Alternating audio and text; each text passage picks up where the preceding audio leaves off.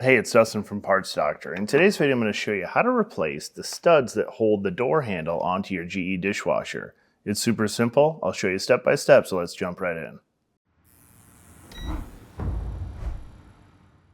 The door handle mounting studs secure the door handle to the dishwasher door and provide solid anchor points so the handle can be pulled without shifting or loosening.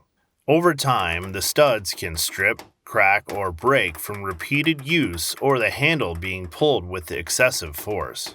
When this happens, the handle may feel loose, wobble, or pull away from the door, making it difficult to open the dishwasher properly.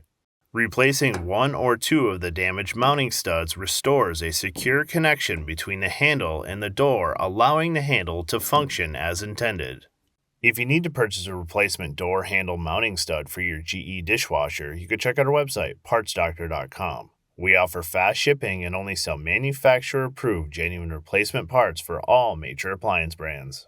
Tools needed for this repair: a 1/8 and 3/16 inch Allen wrenches.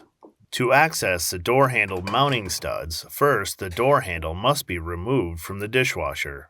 To remove the door handle, locate the 1/8 inch hex set screws on the bottom of each side of the handle.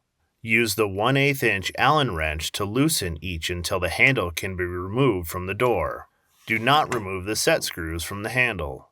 Once the handle is removed, locate the mounting stud that needs to be replaced. Use the 3/16 inch Allen head wrench to remove the stud from the door. If you need a replacement door handle mounting stud, avoid cheap, low-quality aftermarket parts. For parts that perform better and last longer, choose OEM genuine parts like the ones we sell at partsdoctor.com. We'll include a link in the description below. Be sure to search with the full model number from the tag on your appliance to find the exact part.